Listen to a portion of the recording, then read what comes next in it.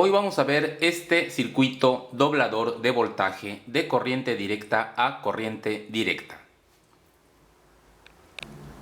Aquí podemos ver el diagrama del circuito.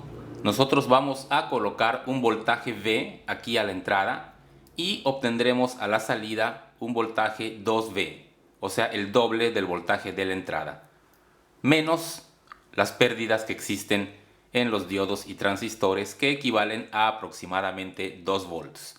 Es decir, que si colocamos 10 aquí, a la salida obtendremos aproximadamente 18. ¿Cómo funciona el circuito? Toda esta sección de la izquierda es un oscilador 555 configurado de manera que nos genera un tren de pulsos. Es decir, en este punto del circuito, en las bases de los transistores, vamos a tener una onda cuadrada, un tren de pulsos.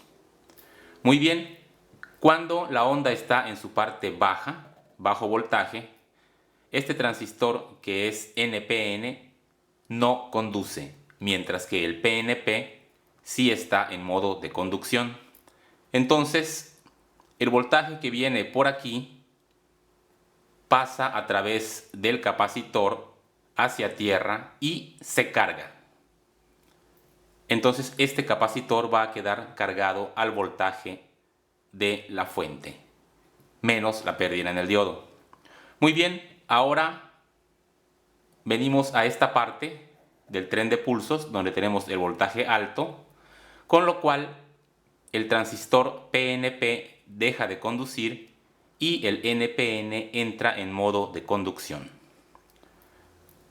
Este capacitor no se va a descargar debido a que este diodo lo bloquea. Muy bien, ahora entonces el voltaje de la fuente puede circular a través del transistor NPN y viene por acá y carga al segundo capacitor.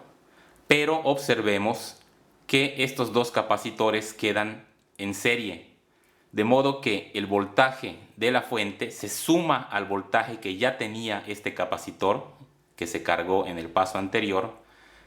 Así que este segundo capacitor estará cargado con el voltaje de la fuente más el voltaje del primer capacitor, es decir, el doble del voltaje, y por eso a la salida tendremos el doble. El circuito funcionará como doblador de voltaje. El circuito se puede armar fácilmente en protoboard. Al final del video les voy a dejar el diagrama y la lista de componentes, así como un juego de fotografías de acercamiento en caso de que quieran replicarlo.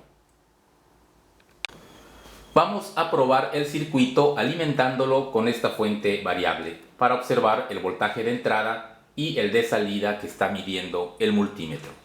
Voy a encender la fuente a 5 volts y vamos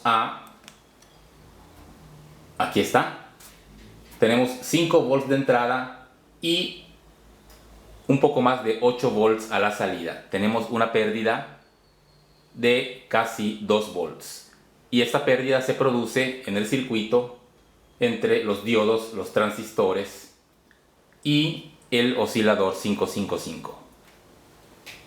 Vamos a aumentar el voltaje, vamos a poner 8 volts de entrada y a la salida tenemos 14.3 y así podemos continuar y obtendremos un voltaje de casi el doble del de la entrada.